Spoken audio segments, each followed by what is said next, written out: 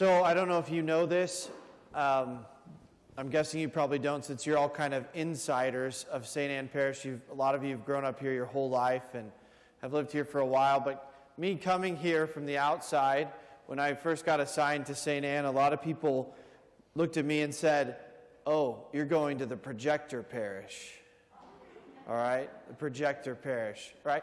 That's what a lot of my brother priests know about St. Anne, is that we have projector screens. It's not normal. Most of you know that. Most Catholic churches don't have projectors, but Father David loves them, and so like when we go to another church for a diocesan event, he'll like lean over to me and be like, this would be great church for projectors, okay? They would fit right there. Even like in Colwich, my home church, which is very traditional and German, and the people would never want that. He's like, it would be perfect. You could put him right there over Joseph and Mary. And so I know that when they first came, they were maybe hard to wrap your head around, but I've heard that a lot of people have kind of come to like them. How many of you really like the fact that we have projectors? All right. You can tell me the truth. How many of you don't really care for them? Okay. All right. You know, it's taken me some adjustment too. Sometimes I use them. Sometimes I don't. Sometimes I just want you to focus on like what I'm saying and what the gospel is and just the proclamation of the word. But sometimes it's useful to use images. Sometimes, and I think a lot of our elderly population has told me they love it because it helps them follow along even if the sound's off or you can't hear everything. But really the reason why Father uses them for our homilies is because we've come to know, especially in this modern age, how many people are visual learners, right? So many people are visual learners. Almost every child today is a visual learner because they've grown up with nothing but visual media in their hands since they were little. And so visual learners need visual images to help them learn. And so today, I think that's a fitting analogy and an image for what Jesus did on the mountain of transfiguration. That he had been talking to the disciples about what to do. He had been teaching them and telling them about what he was going to do. He'd been showing them miracles and healings and things, showing him that he was powerful. But then, finally, he decides to show them an image that's burned into their minds, right? This image of the transfiguration. This image of his glory. We don't know exactly what they saw. We know they saw Moses and Elijah, so they saw that like somehow Jesus was the fulfillment of all of the law and the prophets, and everything was coming together, and they saw probably Jesus' resurrected body, right? But Jesus' resurrected body might have had his wounds, because that's what he came back as after the resurrection, with wounds in his hand and his side and his feet. And so maybe they saw like there's wounds that he was going to have to suffer, but somehow they were glorified and purified. And so they were probably confused and startled all at once and amazed. But this image, no doubt, was burned into their mind, right? So as they go down the mountain, Jesus charges them to tell no one about what they had seen. And that must have been the hardest secret in the world to keep. This image of what they had seen. It's kind of like seeing the end of the story and then knowing that you're going to have to live your life all the way through it with that image. I was watching this, there's a series, speaking of being a visual learner, but there's a series on Netflix right now called Surviving Death, and it's about like near-death experiences. And people talk about how when they go and almost die and they see the other side and then they come back, how hard that is to live with that knowledge, right? The rest of their life, they're living kind of with the sense that they're not home. Because when they almost die, they have this near-death experience where they feel so at peace.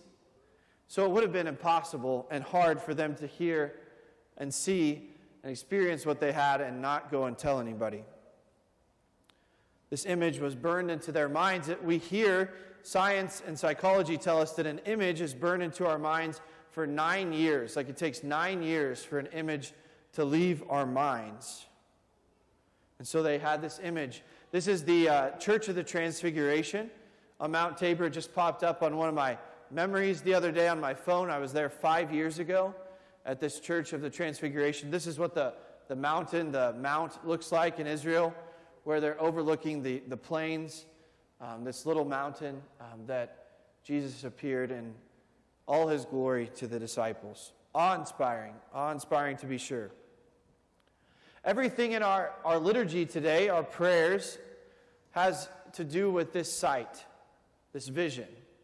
The opening prayer, the collect, it said, "With spiritual sight made pure, by our Lenten journey may we come to see your glory." With spiritual sight made pure. We know how important our eyes are and how important our vision is. And one of the Beatitudes, in fact, is, "Blessed are the pure of heart, for they shall see God," right? So when we don't have purity of heart, we can't see him. You've heard it before that the eyes are the windows to the soul, right? So the eyes are the windows to the soul. What enters in comes into our minds and is embedded there. So these readings and this image is a perfect way for us to preach today on Safe Haven Sunday. So this was supposed to be last Sunday in the diocese-wide. It was Safe Haven Sunday. But we decided to preach on how we had people coming into the church, the right of election, and things like that. It's been 2 years since we've done this.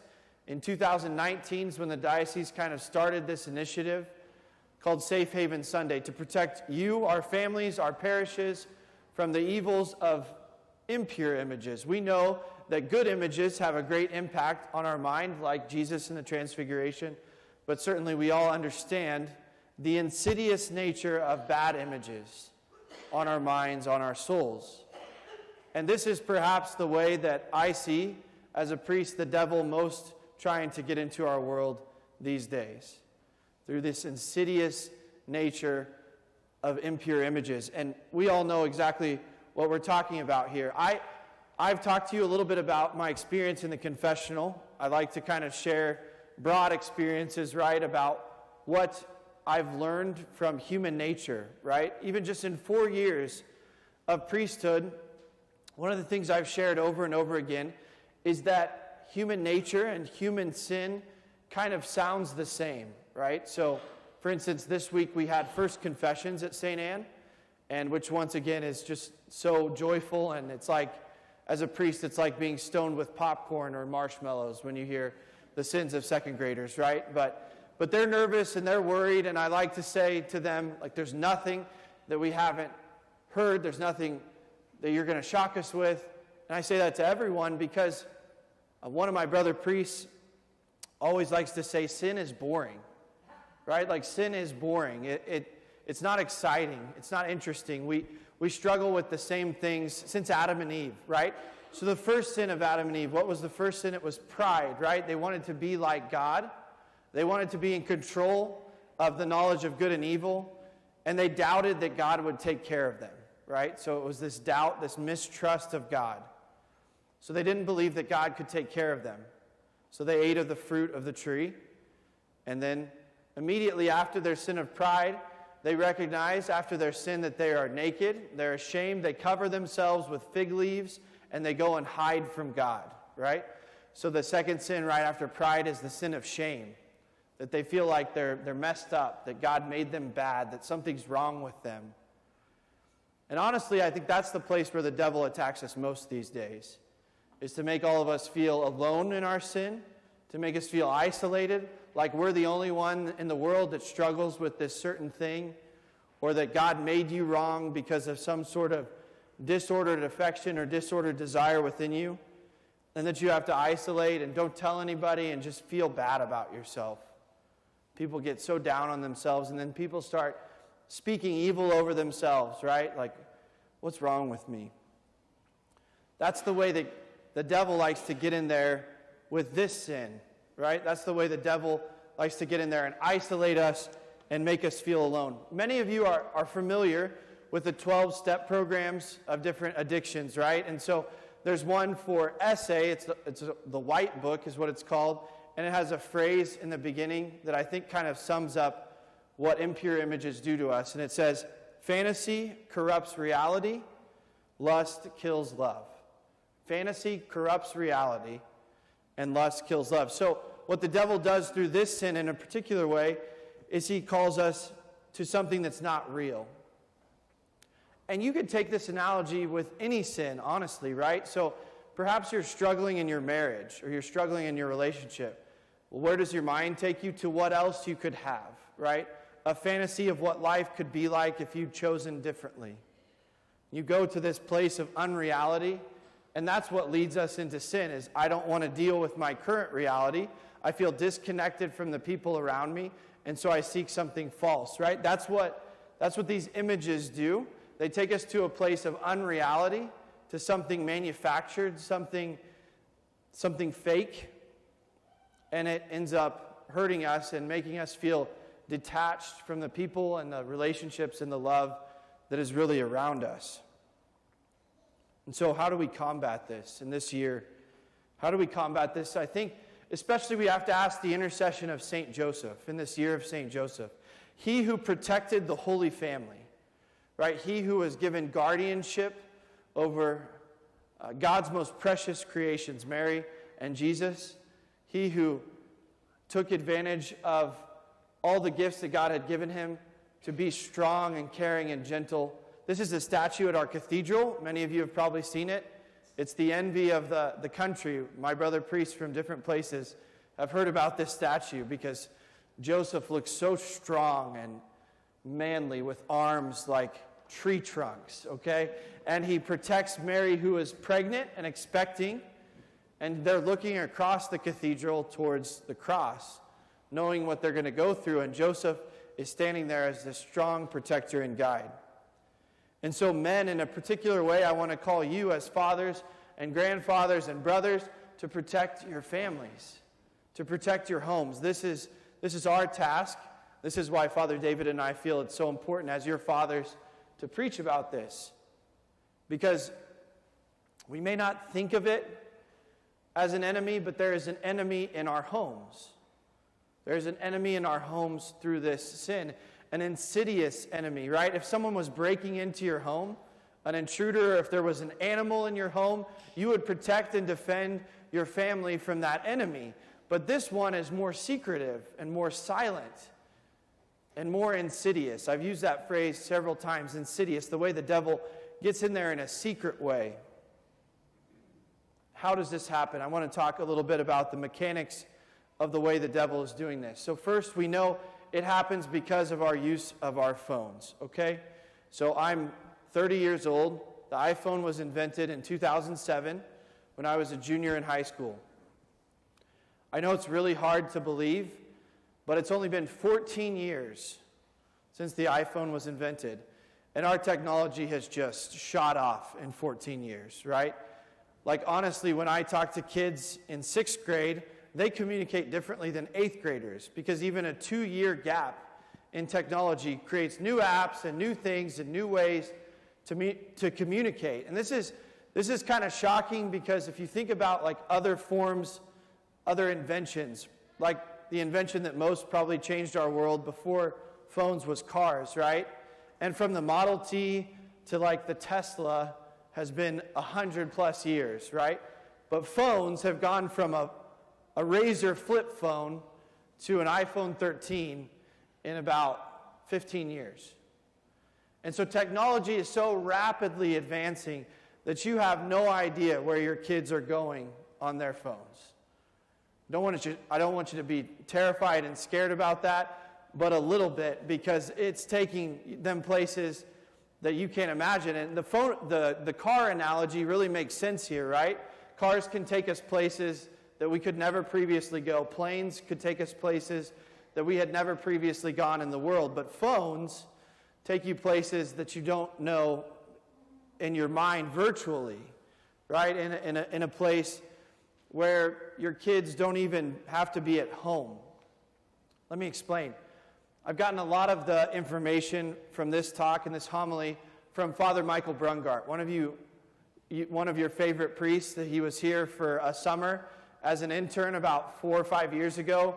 Great young mind, brilliant young guy. And he's given like a lot of stats, which we can send out to the parish, and I'll be happy to give you more resources.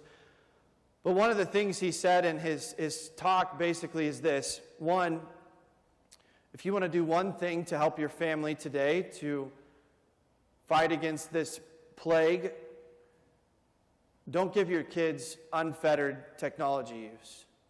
Don't give your children unfettered technology use. Because your kids, with the amount of technology that they have at home, your grandkids with the amount of technology they have at home, they don't ever really have to go home, right? So when kids go home these days, they get on their phone and they're like in this virtual place with their friends. They can communicate and they can be like in each other's houses through their pictures and videos and things like that. They don't ever really have to be at home with you.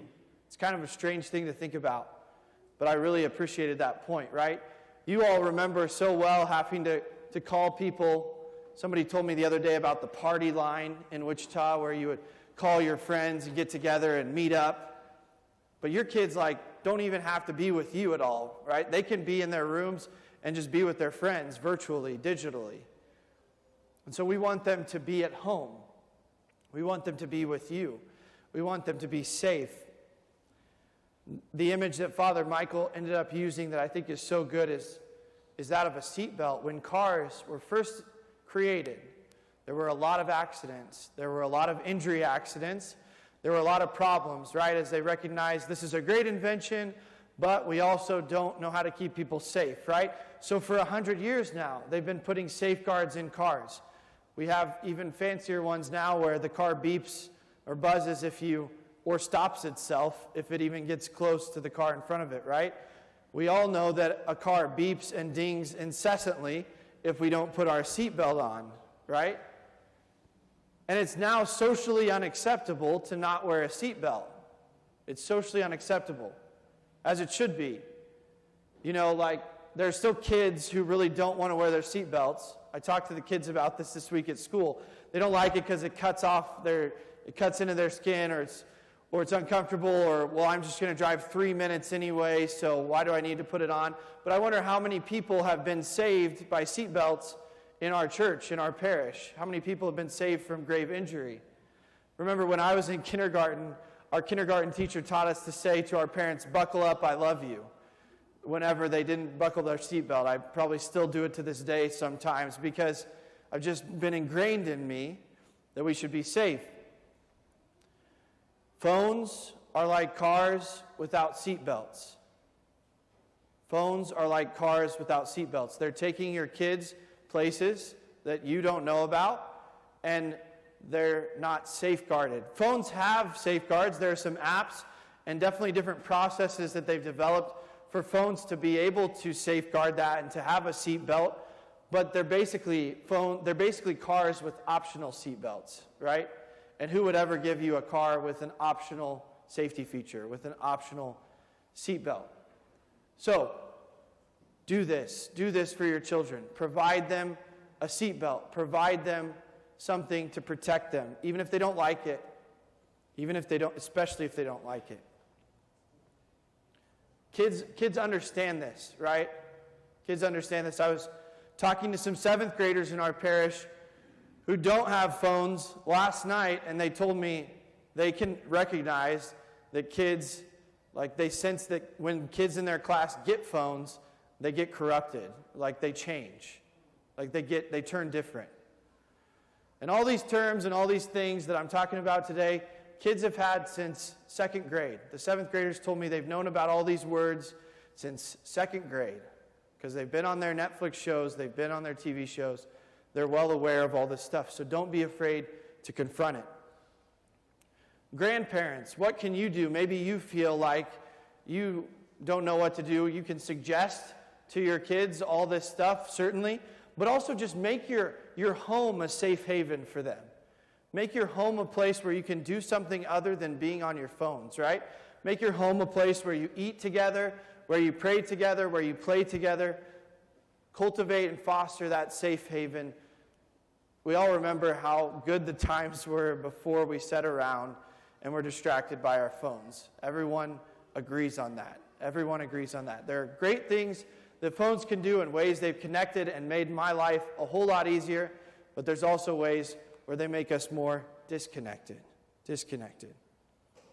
So I just want to share with you a few ways we've been doing this, helping to cultivate this image of Christ, this good image, rather than the bad image. There's a simple book that I've kind of based a lot of this homily on that we give now to parents of second graders in our parish.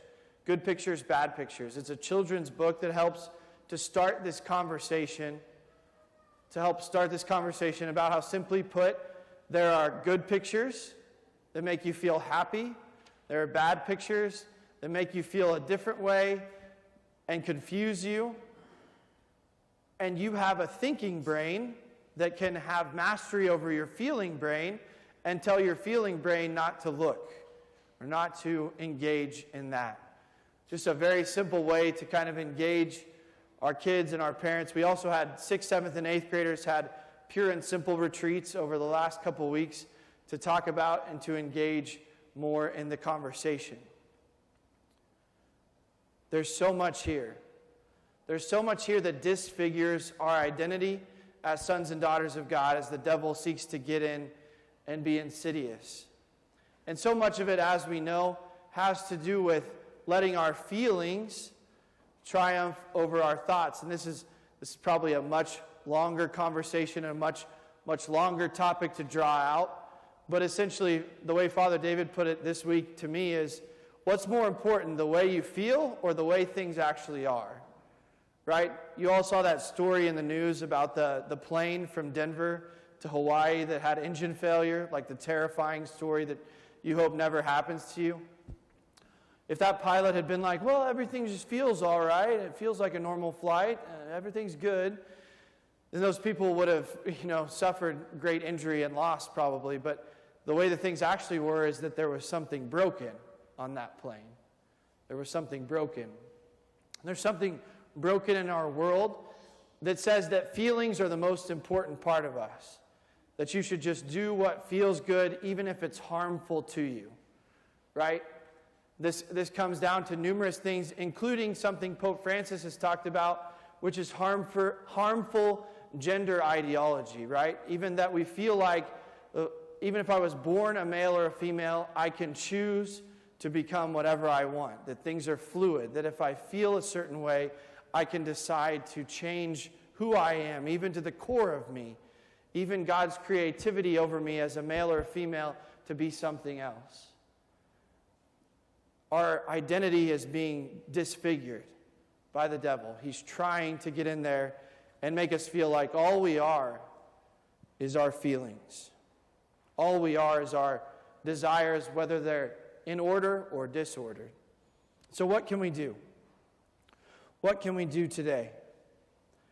2 challenges. I've given you a lot of challenges probably already today, but 2 challenges really to think about going forward practically. 1, look into the eyes of the people that you see every day. I think a beautiful thing about Mass is that we've gotten familiar with people's eyes. We know when they're smiling, even if they have a mask on. We know when they're frowning or upset. We've looked into people's eyes. But with all the images around us in the world today, all the things that threaten to make us go into places of fantasy or lust, just look into people's eyes and see the beauty that each person has. That may be the most basic Christian encouragement ever, to see Jesus in another person, but specifically to focus in on people's eyes and to see the beauty within them there. The eyes are the windows to the soul. Shouldn't we want other people to look into our eyes and to see our soul, see us for who we really are? 2nd, have these tough conversations with each other. Husbands and wives, parents and children, whatever it may be. I told you at the beginning, this is something the devil wants to keep us in the dark on and keep us feeling shameful about. But guess what, parents? It's not really your kids' fault if they struggle with this. Again, they've been given technology that they don't know how to deal with. They've had something put into their hands that they don't even know the first thing about how to control their thoughts, their feelings, these different things. So have these conversations if you want to truly have a holy family like Jesus, Joseph, and Mary. Ultimately, our identity doesn't lie in our feelings, as strong as they may be. Our identity does not lie in our sins, as ashamed as we may feel. Our identity doesn't even lie in what we like or what we dislike or what we do or we don't do. Our identity lies in the image of God in the phrase that the Father said over Jesus on Mount Transfiguration, "You are my beloved Son, in whom I am well pleased." That your identity lies in the fact that you are a beloved son or daughter of the Father. Once again, your identity lies in the fact that you're his beloved children, that he wants to keep you safe, that he wants to keep you safe from all the deadly power and the insidious power of the enemy. And as St. Paul said in our second reading, if God is for us, who can be against us?